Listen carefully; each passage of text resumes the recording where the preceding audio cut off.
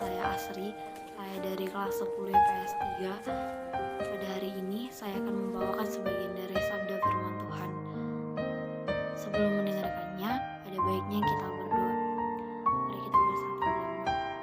Terima kasih Bapak, terima kasih Yesus buat penyertaan-Mu, buat segalanya ya Bapak. Ya Bapak, kami mau mendengarkan sebagian dari sabda firman-Mu, berkatilah itu supaya menjadi bekal bagi kehidupan kami sehari-hari. Ya Bapak, Kau tahu kami insan yang tidak luput dari kesalahan dan dosa. Hapuskanlah itu supaya tidak menjadi penghalang untuk menerima berkat-Mu. Terima doa kami ini dan kemurahan hati-Mu. Amin. Shalom. Naskah Alkitab yang saya ambil pada hari ini tertulis dari Roma 14 ayat 8. Saya akan membacakannya. Sebab jika kita hidup untuk Tuhan, dan jika kita mati untuk Tuhan. Jadi baik hidup atau mati, kita adalah milik Tuhan. Saudara-saudaraku yang terkasih, kita tahu bahwa hidup kita ini berawal dari kelahiran dan berakhir pada kematian. Sejak kita lahir, kita menjalani banyak proses dan dinamika kehidupan. Ada suka, ada duka, ada tawa dan tangis. Ada berbagai macam tantangan yang harus kita hadapi. Ada banyak pergumulan dan penderitaan. Namun di sisi lain, kita juga menerima berkat dan sukacita yang Tuhan berikan bagi kita. Dalam perjalanan hidup kita sebagai orang-orang yang telah dipilih dan telah dikuduskan oleh Allah, kita haruslah hidup untuk Tuhan. Tuhan telah mencabut kita dari kelamnya dosa dan kepada terangnya Kristus. Di atas kayu salib, Yesus telah memperbaharui hidup kita. Hidup kita bukan lagi milik iblis dan dikuasai oleh dosa, tetapi hidup kita adalah milik Tuhan. Bahkan hingga kita mati, kita juga milik Tuhan. Inilah hidup orang yang sungguh-sungguh telah menjadi milik kepunyaan Tuhan. Hadapilah hidup ini dengan Tuhan. Kita perlu sekali menjaga kualitas iman kita kepada Tuhan.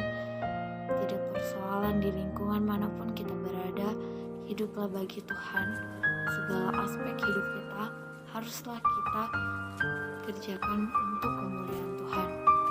Teman-temanku yang terkasih, sepanjang hidup kita hingga kematian menjemput, kita harus hidup sesuai standar dan keinginan Tuhan. Orang Kristen boleh ada di mana-mana, tapi orang Kristen jangan kemana-mana.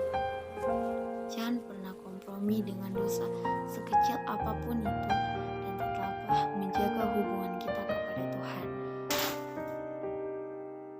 Rasul Paulus pernah berkata kepada jemaat Kristen yang berada di kota Roma yang sedang menghadapi berbagai banyak masalah, tantangan, dan pergumulan hidup. Paulus ingatkan, sebab jika kita hidup untuk Tuhan. Dan jika kita mati untuk Tuhan. Jadi, baik hidup dan mati kita adalah milik Tuhan. Kita pun di masa sekarang ini diinginkan untuk hidup bagi Tuhan dan mati juga untuk Tuhan. Untuk itu, tetaplah ingat bahwa kita adalah milik kepunyaan Tuhan yang telah ditebus dengan darahnya yang mahal, agar kita hidup dalam Tuhan, agar kita selalu melakukan kehendak Tuhan dan hidup memuliakan Tuhan. Tetaplah jaga kualitas hidupmu yang baik bagi Tuhan. Dan dalam hidup yang singkat ini, jangan biarkan apapun membuat kita jauh dari Tuhan dan meninggalkan Tuhan. Mari mulai hari-harimu dengan berserah kepada Tuhan. Kita akhiri ibadah kita dengan doa. Mari kita bersatu di dalam doa. Terima kasih Bapa, terima kasih Yesus buat segalanya ya Bapa. Ya Bapa, kami sudah mendengarkan sebagian dari firman-Mu ini. Berkatilah supaya kami tidak hanya mendengarkannya, tapi juga kami melakukannya di kehidupan kami sehari-hari.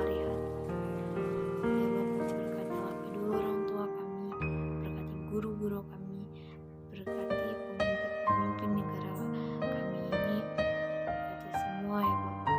Ya Bapak, begitu juga kami menjauhkan kami dari mara bahaya ya Bapak. Ya Bapak, kau tahu kami nyesal yang banyak dosa, hapus segala itu supaya